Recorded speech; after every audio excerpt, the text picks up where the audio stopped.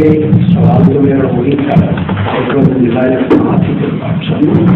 Basically سوال تو میرا وہی تھا جو میرے بھائی نے، لیکن اس میں اب مخصوص اسے اس لیے کرتا ہوں کہ جو آرٹیکل میں نے پڑھا بہت صحیح ہو جاتا ہے، اس میں اسلام نے اٹیک کیا ہے which is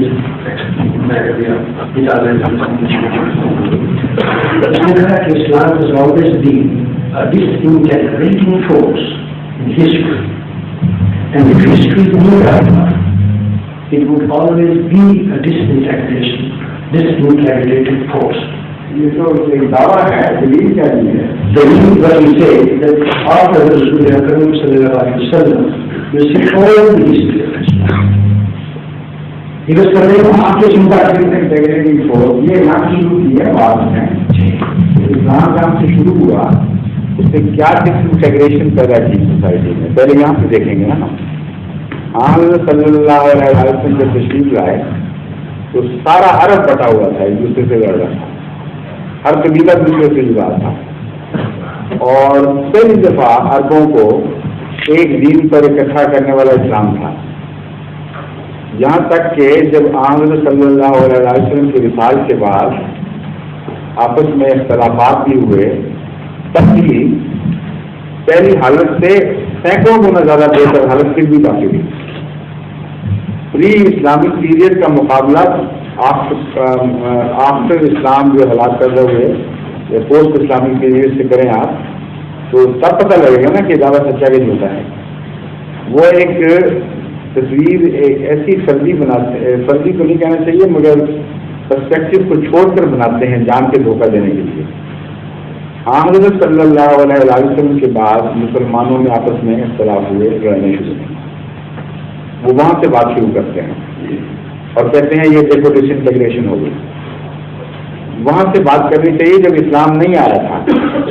اگر اسلام جب نہیں تھا عربوں میں، اگر اس وقت اتحاد ہوتا اور اسلام کے آنے کے بعد وہ اتحاد ٹوٹتا تو ساری ذمہ داری اسلام پر تھی. لیکن وہاں سے باتیں نہیں شروع کرتے جہاں سے کرنی چاہیے. جب اسلام آیا اس وقت عرب بالکل جدا جدا تھا، گھر گھر پٹا ہوا تھا.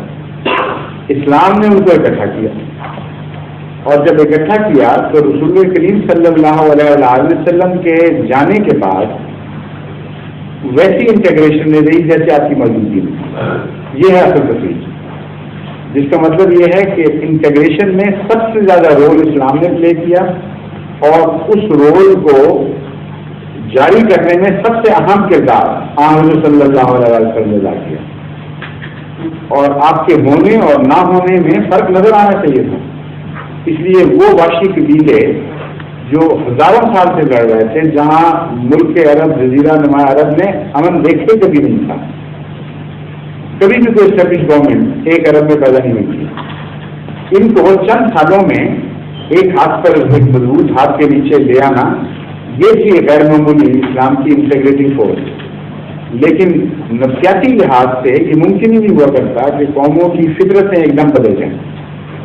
اس لیے جب رسول اکرم صلی اللہ علیہ وسلم کا وصال ہوا تو پرانی رگیں پھر کچھ جاری ہیں. فیوڈلزم اور آپس کی لڑائیاں وغیرہ وہ دبی نہیں تھی، مر نہیں گئی تھی. وہ جو جدوجہد کی ہے غیر اسلامی طاقتوں نے بعد میں نکلنے کی، اس جدوجہد وہ جدوجہد ڈس انٹیگریٹنگ فورس تھی، انٹیگریشن کے خلاف. اس پر پھر اسلام غالب آ رہا ہے. یہ ہے کوئی پرسپیکٹو. اسلام نے جو انٹیگریشن قائم کی تھی اس کے خلاف وہی طاقتیں دوبارہ ڈس انٹیگریشن پیدا کرنے کی کوشش کرنے لگیں جنہوں نے پہلی عرب کو ڈس انٹیگریٹ کیا ہوا تھا. تمام وہ فیوڈلزم دوبارہ بیدار ہوا ہے. وہ اسلام تھا جو ڈس انٹیگریشن کر رہا تھا، یہ فیوڈلزم تھا جو کر رہا تھا. سارے ہسٹورین عرب کے جو غیر مسلم ہیں، جب ان کی آپ ہسٹری پڑھیں وہ بتاتے ہیں کہ فلاں دشمنیاں بکر کی فلاں قبیلے سے اور فلاں قبیلے کے فلاں قبیلے سے یہ بیدار ہونے شروع ہو گئے، اور قریش کے خاندانی جھگڑے دوبارہ بیدار ہونے شروع ہوئے. یہ لکھنے پر مجبور ہو جاتے ہیں. اور وہ جو فورسز تھیں جنہوں نے بدمزی پیدا کی، وہ خود ماننا پڑتا ہے ان کو کہ وہ اسلامک فورسز نہیں تھی، بلکہ اینٹی اسلامک فورسز. تو آنکھیں بند کر کے ایک دعویٰ کر دینا یہ تو کوئی عقل کی بات نہیں ہے. سچائی کا تقاضا، ہوشمندی کا تقاضا یہ ہے کہ تجزیہ کر کے دیکھا جائے کہ انٹیگریشن میں کون رسپانسبل تھا اور ڈس انٹیگریشن کا کون رسپانسبل تھا. اور اسلام نے کہیں بھی ڈس انٹیگریشن کا رول پلے نہیں کیا. آخری خطبہ جو حضرت صلی اللہ علیہ وسلم کا ہے، جسے حجۃ الوداع کا خطبہ کہتے ہیں، وہ ہے اسلام. وہ پیغام تھا رب کو.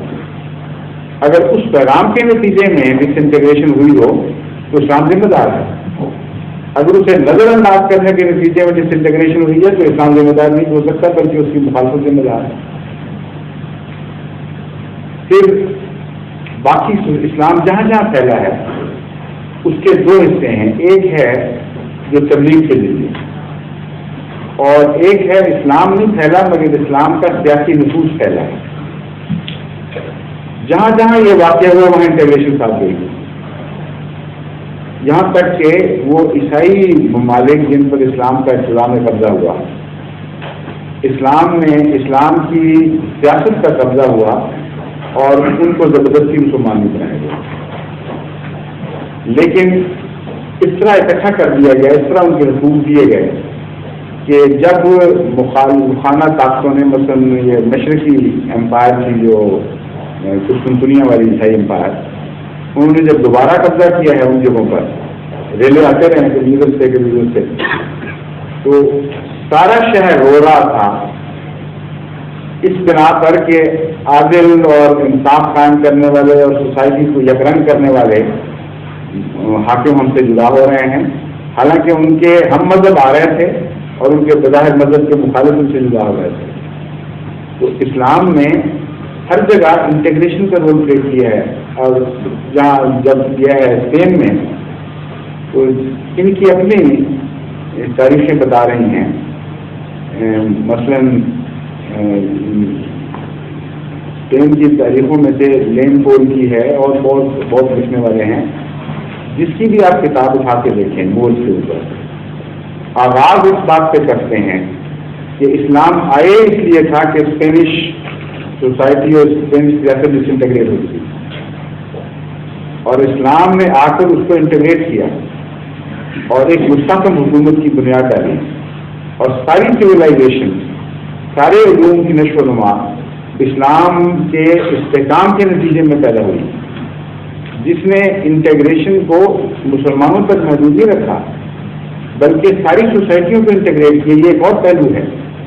یہود کو، عیسائیوں کو، مسلمانوں کو سیاست میں اس طرح انٹیگریٹ کر دیا کہ مذہب کی تفریق کے نتیجے میں کسی سے کوئی زیادتی نہیں ہوتی تھی، کسی کو کسی حد سے محروم نہیں رکھا جاتا تھا.